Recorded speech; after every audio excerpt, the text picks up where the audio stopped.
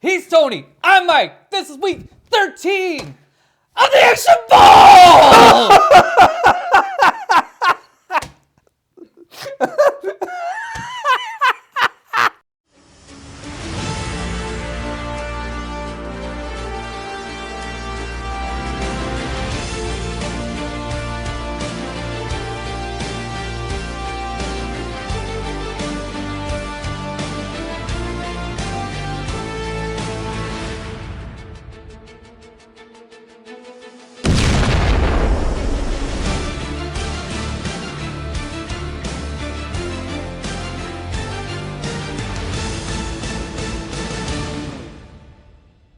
So week 13 of the Action Bowl, Milla Jovovich faces off against Jet Li. Milla Jovovich drew Monster Hunter, and Jet Li drew Hero.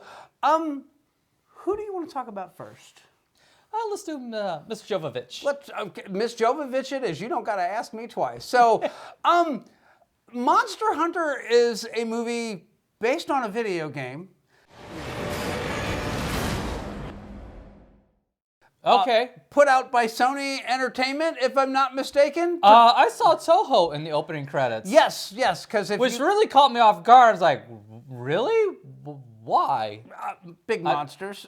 I guess. I mean, they're medium-sized. I mean, like, really, they're small monsters for Toho. Well, you know, when you consider Godzilla and all that stuff. I'll grant you that. I'll grant you that. It's no Rodan, but what is? But no, but it was a very weird movie. Yes, because like it starts off and you get like a live action anime thing going on.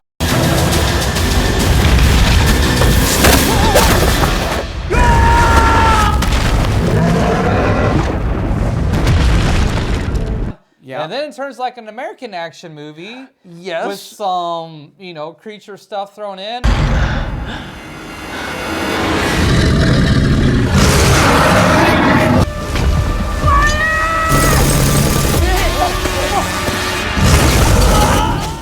And then, what, the last third of the movie becomes another anime live action thing again. I was like, what?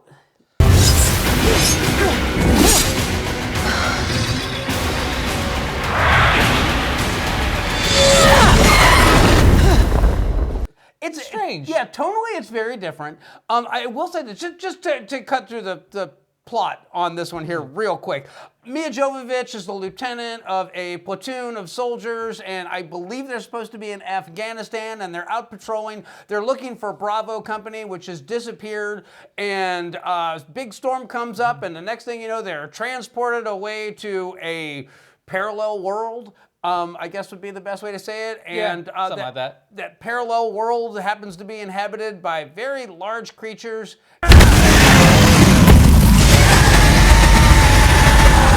And one Tony Jaa.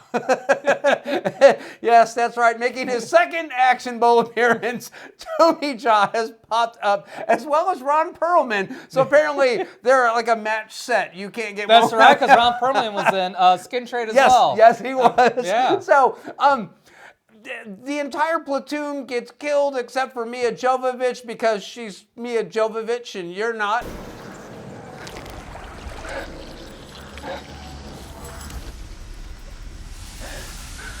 So, and Tony Jaa and her, he saves them, tries to warn them, but they think he's a hostile, and then they have this, like, rocky road, then there's a training montage.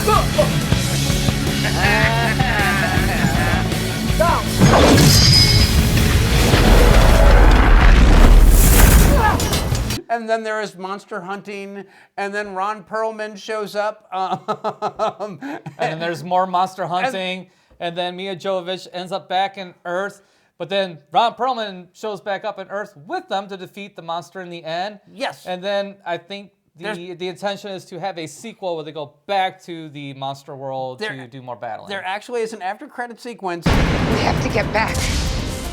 We have to shut the Sky Tower down. Let's just try to live through this first. And they are back in the monster world to do more battling. Yeah. So, as soon as the shit started to roll, I was done. I'm going to say this. It's fun. It's dumb. It is. You're absolutely right. It comes off as very Asian inspired at the very beginning of it. Actually, no. The part with the American troops is very American. It's very but it doesn't start off with that. Yeah. It starts off with them in the ship, and you're like, okay, on the sea.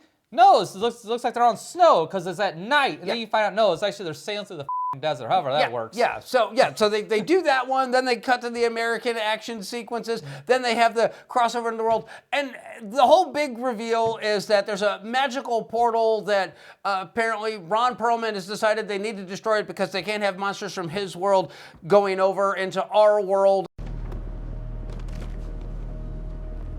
At the peak of that mountain lies the Sky Tower. Remnants of an ancient civilization. It is said that the ancients knew how to travel between both worlds. I believe that is the purpose of the Sky Tower. That is what brought you here. But an open gateway between our two worlds was catastrophic once. I intend to make sure that doesn't happen again. And that's not how it works out. And we got to work in that one big action sequence where we see a giant dragon-looking thing like tear up a bunch of military equipment and a bunch of people. But Milla Jovovich, she is the one.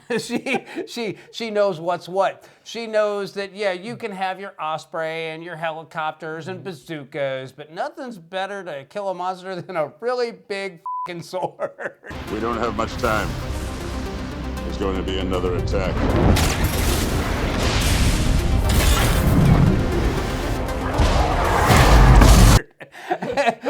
That's Tony Jaa's thing because he's the one that does all the the real fighting and the hunting and trains her and all that shit. That's his shit. But she does learn along the way, and she introduces Tony Jaa to chocolate. It's good, right? Oh, wow. It's good. It's chocolate. Chocolate. Yeah. But so then every food is now chocolate. It's like chicken, but it's not. Well, You know yeah, what I mean? yeah, pretty much. I actually thought that was kind of cute. clever. No, it's cute. It was clever. And there's some interesting things that go on in this movie. The relationship between Tony Jaa and Milla Jovovich is actually pretty darn good.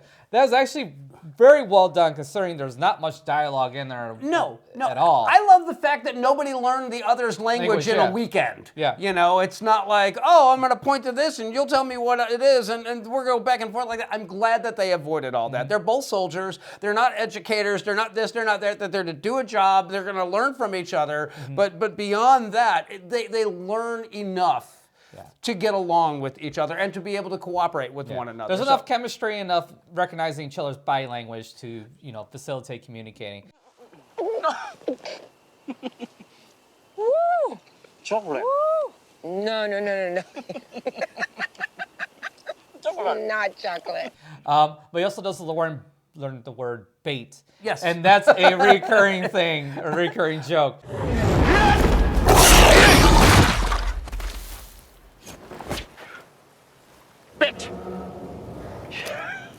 Which pays off very well. No, it was. That was good. That was good. Again, there's some really good stuff here, but the tonal differences from the beginning and the end, and then the American stuff sandwiched in the middle is just f***ing weird and wackadoo. I think this was obviously her husband Paul W.S. Anderson who did Resident Evil and all the other films that Milla Jovovich has been in for the last 20 some odd years.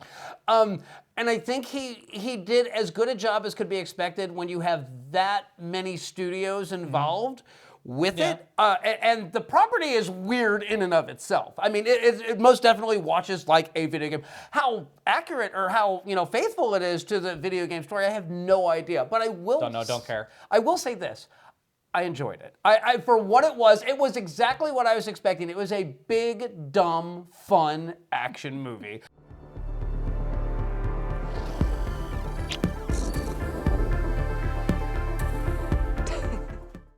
And Milla Jovovich did as much as she could. Surprisingly, for a former singer/model turned actress, she comes off as a bit of a badass in this one, and believably so. Did you see what it did to steal her neck? Sash, I got 3.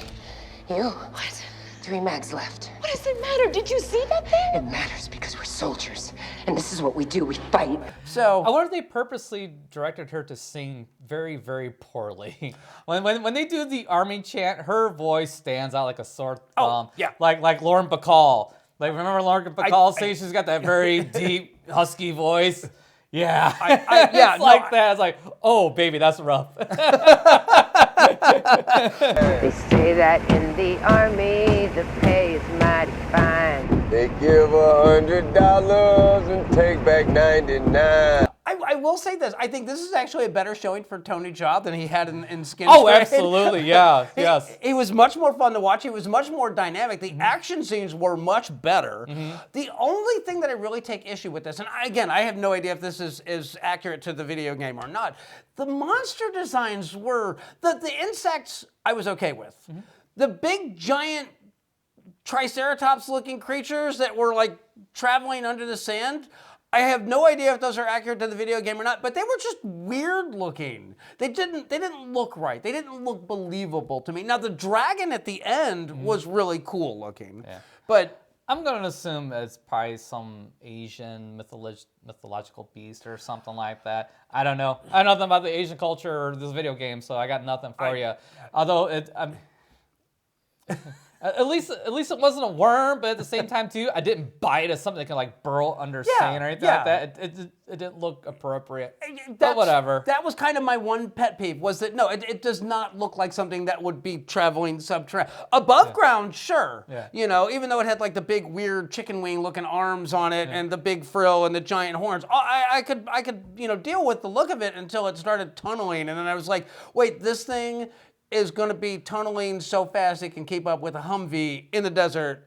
No. So I don't know. Again, I don't know how much say he had in that, or if they're like, here's the design of the creature. It's got to be recognizable. So you know what? I'll figure it out. I'll throw it right here.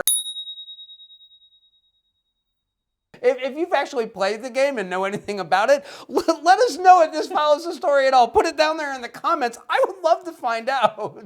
We got production notes. What you got? Oh, here they come. Yeah, it doesn't dig super Yeah, fast either. but- It literally but makes yet- a burrow and hides in there, kind of like a trapdoor spider. Yeah. Well, they. I think I would have appreciated that more, to be honest. Yeah. So. Well, again, they showed it in there once. Yeah. But that was it. But Yeah. yeah. The rest of the time it travels under the sand. But, Yeah, whatever. I was gonna say there's not a whole lot to talk about on this one, just No, because not it's really. such a simple plot. Yeah, so. I didn't love it. I didn't hate it. It's very average, and it'll reflect my scores. It was big, dumb fun. It was exactly what I was expecting it to be. Now, is it a Three Musketeers? No. No, but its source material isn't that deep either. So. No, but then again, for some people, this may be more watchable than Three Musketeers, maybe, because Three Musketeers really veers, into that steampunk thing. So if you're not expecting that to happen, that could throw you off. Where they start off, knowing that this is a fantasy story, you're gonna expect some fantasy elements. So I will also say this: you should have stuck around for the after credit sequence for one thing and one thing only. You get to see the cat, and then you see Ron Perlman and Milla Jovovich and Tony Jaa, and they all attack the big dragon creature that's coming out. And then there's like the introduction of a big bad. He's like a hooded figure, all that. But then they cut to the cat, and he's got his own weapon, and he's gonna get ready to jump into the fray.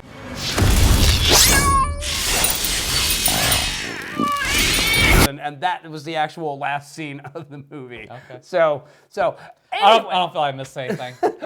I'm not going to tell you missed anything important, especially considering that there's no sequel coming that I'm aware of. All right. But Well, let's get to the cold hard numbers on this. let's do that. All right. Again, for me, this is a very, very average movie. Plot's a 5. Style is a 5. Entertainment, it's a 5. I mean, there's nothing really to hate on too terribly much. There's nothing really to praise a whole heck of a lot. It's just kind of there. My scores on this one. I actually, first off, it had Milla Jovovich in it, so automatically. So for the plot, I gave it a 6. And I gave it a 6 because it's just slightly above average. It does enough character moments to actually make it worthwhile. At no point does it feel like a slog to get through. At no point is it boring, and it could have gone boring really fast. The really premise fast. like this could have been really, really executed poorly. Yeah, yeah. So I'll give it that. The fact that it managed to make this entertaining and not it up is an accomplishment. I agree with you completely. And then for the style, I gave it a 6. I love the fight sequences. I love the action sequences. I love the character building moments. It was beautifully shot. The only reason I didn't give it a higher score than that is because the monster design was just so meh on this. So well, kind of the CG too, and with some of the fantasy elements, like especially when they're doing battle with the dragon, are very clunky and kind of shitty. So I don't disagree with you at all. And for the entertainment, I gave it a 7 because I kind of adored it. I'm not gonna run out and buy it, but if it was on TV, I would be like, oh, Monster Hunter, and kick it on. So for me, I gave this a 19. So anyway, coming up next, Jet Li in Hero. Stay tuned. My friend tells me I misjudged you. That I might even owe you an apology. Just don't hold your breath. So Milla Jovovich squares off against Jet Li, and Jet Li drew Hero. There's a lot to unpack here. Well, first let's unpack the plot. The plot of this is there is a man named Nameless, played by Jet Li. He shows up at the king's palace in the Qin province to let them know that the 3 assassins that have been threatening the king's life for the past 10 years are dead, and he has proof. He's brought their weapons with him.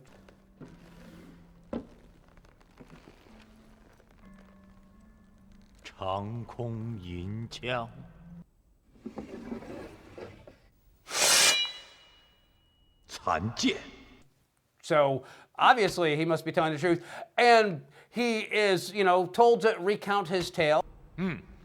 你的做法，寡人猜到一二。大王贤明。对长空，你以何为战？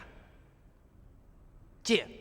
So the 3 assassins' names are Sky, Flying Snow, and Broken Sword. And I don't know how literal those translations are. I don't know if that's actually what their names are supposed to be. But that all being said, as he's recounting the tales, he's allowed to come closer and closer to the king of the Qin province. And the king of the Qin province has this vision that he is going to unify China.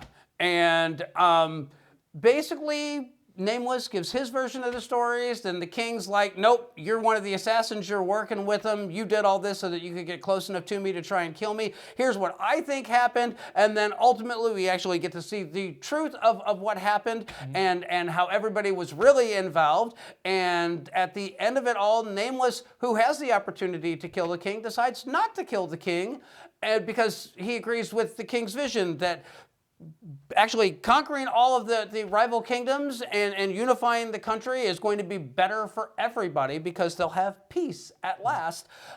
He was actually convinced by Broken Sword. So part of the story is to learn Broken Sword's style is tied to calligraphy, and they study calligraphy, so we had him do this 8-foot scroll. And so he does the scroll.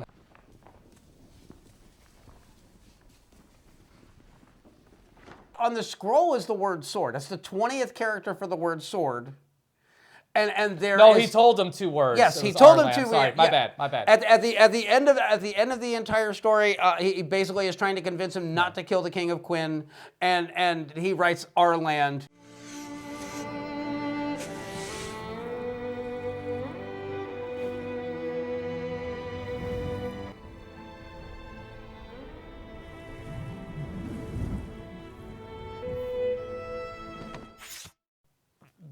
He basically gets into a fight with Flying Snow because Flying Snow is like, we have to kill the King of Qin, we have to kill the King of Qin, and Broken Sword allows Flying Snow to kill him.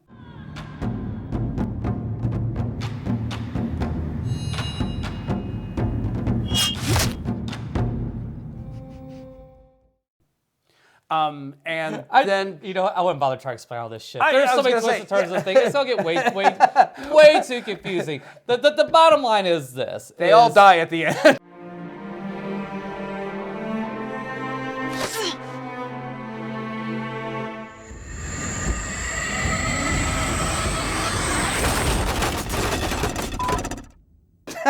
Exactly. Everybody but the king dies at the end. And even then, like, he doesn't die at the end, but when he has to kill Nameless, he doesn't want to do it. Yeah. But he's basically convinced that he has to do it. Parts of this are very fairy tale. Absolutely, yeah. Parts of this are basically, you can like hear the dialogue of, and then the courtiers were crying out for blood. You can,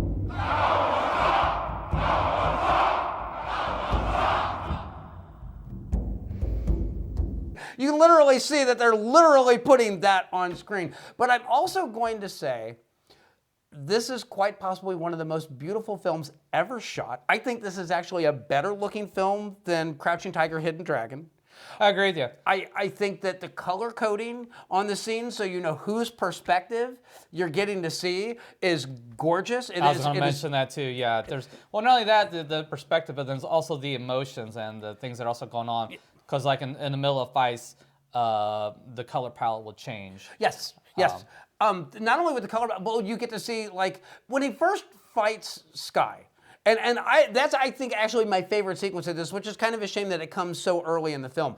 But you have this bit where everything is gray or black except for Sky. Sky is wearing earth tones. He's wearing browns and tans.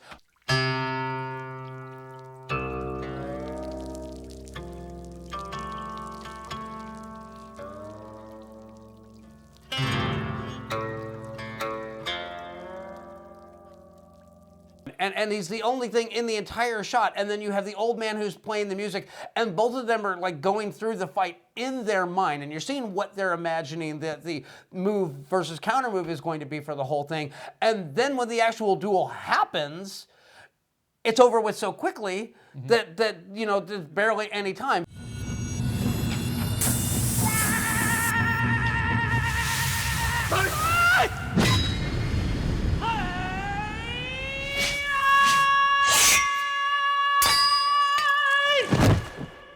But Sky's spear is broken and he's stabbed, and there's suspicion that Sky isn't actually dead, that Nameless actually only stabbed him deep enough to make it give the appearance that he had killed him, but we never see Sky again, so I'm just going to assume that he probably is dead. I mean, at the end of the day, that really doesn't matter. Yeah, yeah. I mean, really, in the grand scheme of things. And I think really what matters most is, okay, yeah, the cinematography is gorgeous. The color palette is great, especially like you said, when they change from perspective and things like that is super cool. But to me, the real heart and the real meat of the story is the story itself and the different perspectives and the different relationships that the characters have. Especially, I mean, they spent a lot of time with Broken Sword and Flying Snow, who are a couple. Yes. And so there's a lot of interplay there, and they set up to make you think that, at first, there's jealousy and there's like a rift that can be torn in there, and then the king realizes, no, that's bullshit. I've had interactions with this guy. That would never happen. But in reality, there is a rift in there, and it's their philosophy on whether or not the land should be united and whether or not to kill the king of Quinn. Yeah. So it's a beautiful story. And this is also one of those movies that, in the wrong hands, it could have been really stodgy. It could have been really a slog to get through. This movie breezes by, and it's not a short movie by any stretch. It's not. I did feel the length of it a little bit, but it wasn't enough to get me disengaged out of the story. And again, that really goes back to the strength of the story. Yeah. And then you also have Broken Sword has an apprentice that has been with him as his servant, and also Moon. Thank you, Moon. And Moon's character is incredibly well realized, and you get to see her being put into different positions. In one, she's the woman that he's unfaithful with, and that is why Flying Snow kills him. 走吧。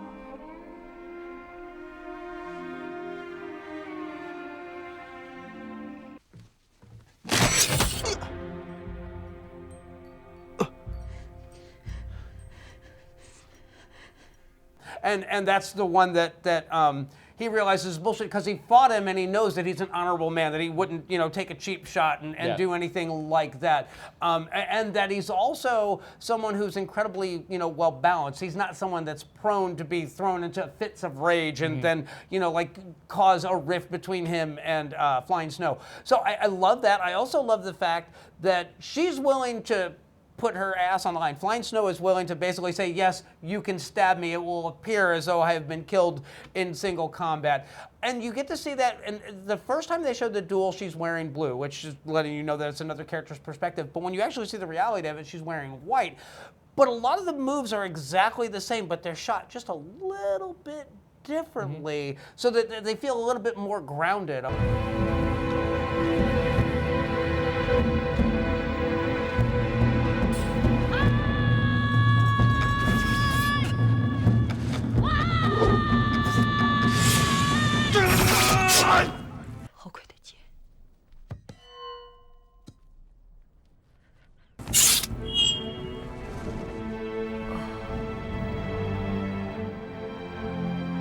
That's one thing I like about this too, is that they didn't use a whole lot of the exaggerated stuff that you see in Crouching Tiger, Hidden Dragon. Yeah. Which leads me to the one scene that I really didn't like, and that's the scene where they're fighting on the lake.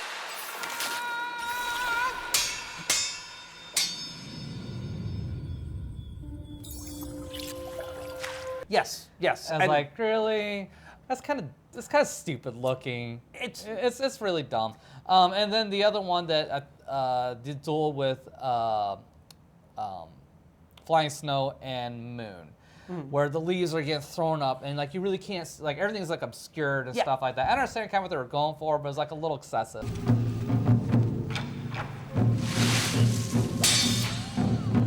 Yeah.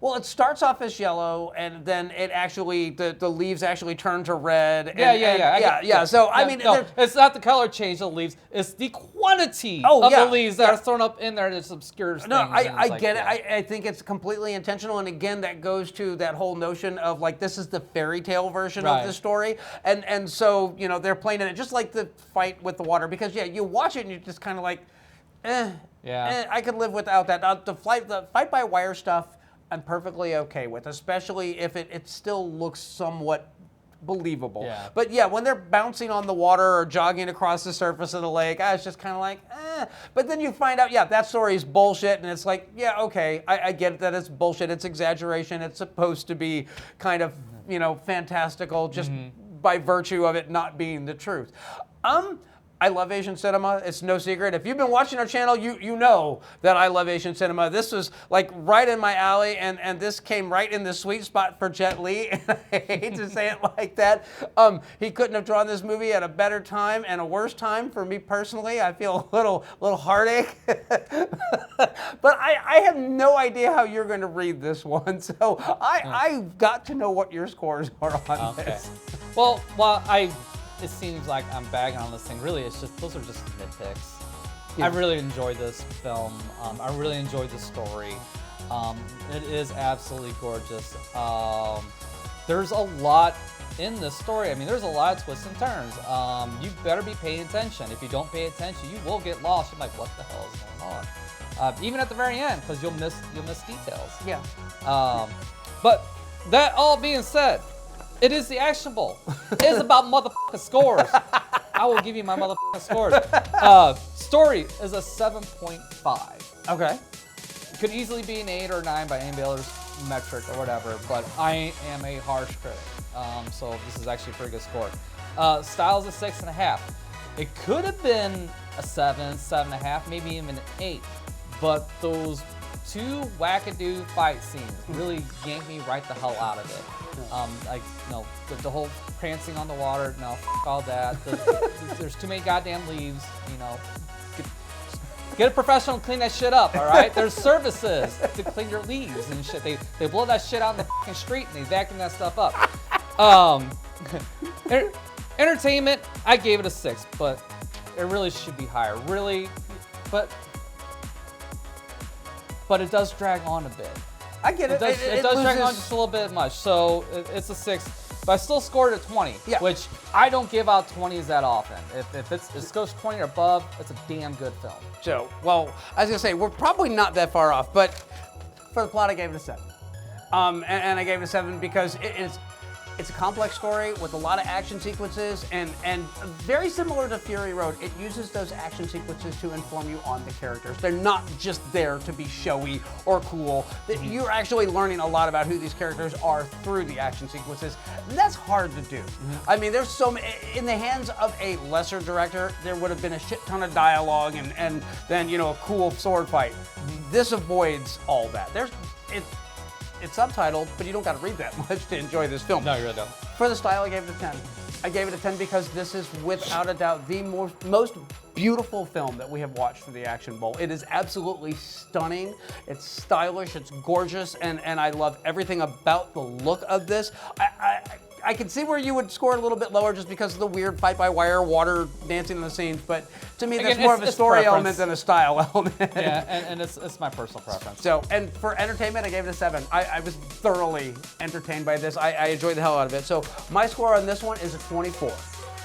So, that's it for Jet Li and Hero. Coming up next, our results. Stay tuned.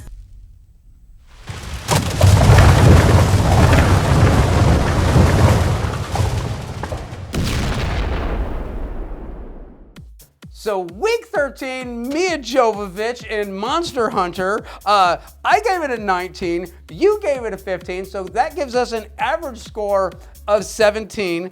And then for Jet Li Hero, I gave it a 24, you gave it a 20. That gives us an average score of 22.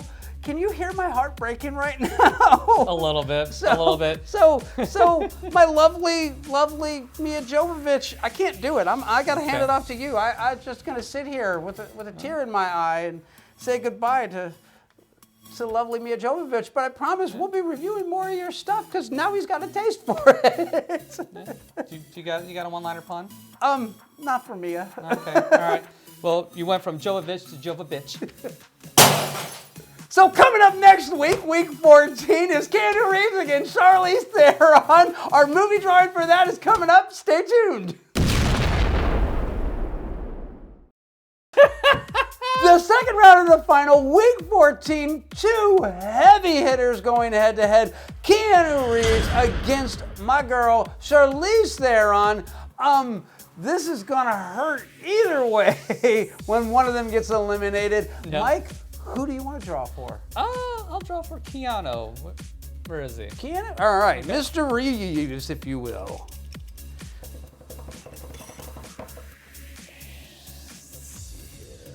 What do we get? The Matrix.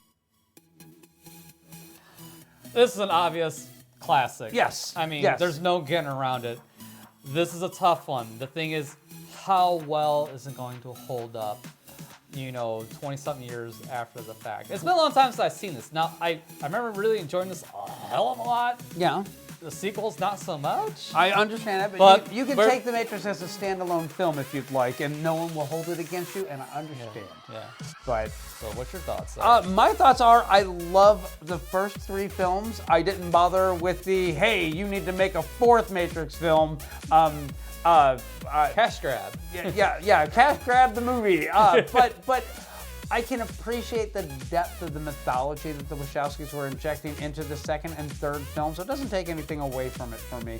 I'm still a fan of the original, and I'm going to say that this is one of those trilogies of films, that's right, trilogy, that I think that the first entry is by far the strongest entry. Oh, yeah. And this is going to be kind of like when we were talking about Fury Road with the world building, everything that's done without the exposition, except for this has a lot of exposition. So I have not seen the original Matrix in a very long time, but I am a fan. So I want to actually see how this one holds up because it's probably been a good 4 or 5 years since I've actually watched. It's probably been even longer than that for me. It's probably getting closer to 10 for me. So Charlize Theron. Yeah. I know there's a mixed bag in here. There's some good and there's some bad. So I don't know what's coming, but I want that one right there. So Charlize Theron is going to be represented by Aeon Flux. I have never seen. I have never seen Flux. I remember the cartoon from Liquid MTV. Yeah. Which actually you can find. He'll throw it up here, but I know it's out there right now. And you can watch it. Yes, and I love the original cartoon, but like the live-action version of the movie came too late for me to care about it, so I never bothered to see it, and it's not a strike against anybody in it, so I don't know if it's a good adaptation, a bad adaptation. I will say this, it's been so long since I've seen the original cartoon that it's not going to have to worry about me going, oh, they didn't stick to the source material, because I honestly can't remember shit about the source material at this point, so we're basically going a science fiction action classic against a film of unknown proportion. Which is bad news for Charlize Theron, because if this movie was worth anything, we would know about it. What if it's good? I mean, there are plenty of films. Okay, it's good, but good isn't going to beat The Matrix. I'm just going to say. It just isn't.